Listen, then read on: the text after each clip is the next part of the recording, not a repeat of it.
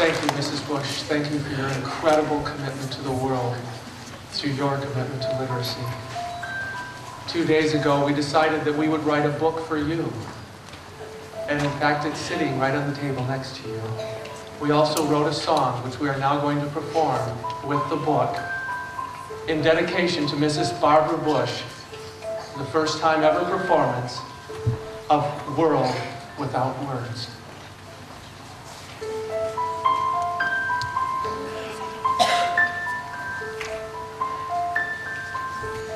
I dreamed there were no books, no words upon the page, no ships with captain hooks, no dragon knight or sage, no catchers in the rye, no little women cry, just lots of empty people trying to get by.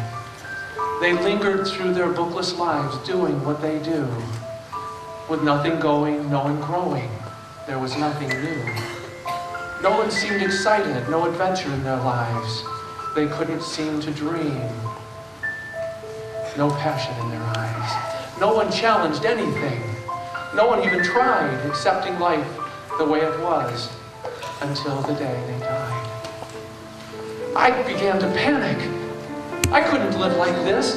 I had to change this empty life. I couldn't just exist.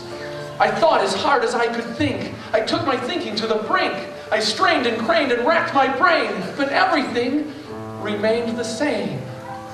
Suddenly I realized my mind could not relate. Without the words inside those books, I could not create. Ideas couldn't grow unless I planted seed. In order to do that, I would need to read. Finally, I saw that books weren't merely words. Books are to our minds as wings to soaring birds. I begged for books when I was young, but no one seemed to care. My parents rarely read to me at night when they were there. Perhaps if I had yelled instead of only weep, how I hungered to be held while they read me off to sleep.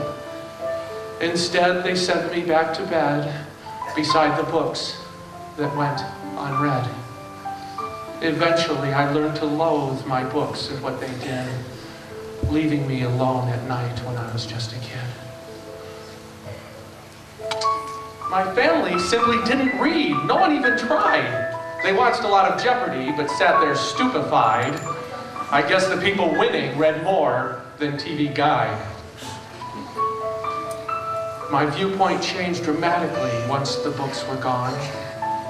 I longed for one more chance to right this awful wrong. And just as quickly as my dream occurred to me that night, I awoke and found myself bounding for the light. I ran to my closet and there they were, the books that had been scorned, the covers never opened, the pages never warmed. So I began to read all right. I read all I could read. I read until my heart took flight. I read till I was freed. I read until I gained insight. I read with awesome speed. Shakespeare, Schultz, Schweitzer, and Shelley, Da Vinci, Disraeli, and Machiavelli, Dickinson, Dickens, Dylan, Dante, Michener, Moore, and Hemingway, Tolstoy, Taine, Tennyson, Twain, Webster, Whitman, Whipple, and Wayne, Aesop, Aurelius, Gandhi, Thoreau, Kipling, King, Plato, and Poe. I even read some Dr. Seuss, but no names rhyme with that. Here it grow. Imagination, once unleashed, gave me strength and might. Now the fruits that reading bore spring forth each time I write. A world without words I could never bear. A mind of empty pages, no thoughts for me to share. Like canvas never painted, uninspired, never found. A thought without expression. Music without sound. Christmas, birthdays, Valentines, my favorite gifts to give are always books, for after all, books help us to live. Read a book of any kind to any child you can find, and you will plant a garden inside that child's mind. I've still so many books to read. Perhaps The General's Daughter and some new world wonder, a kid named Harry Potter. One thing I can say for sure. Tonight, I'll take a book and hold my children close to me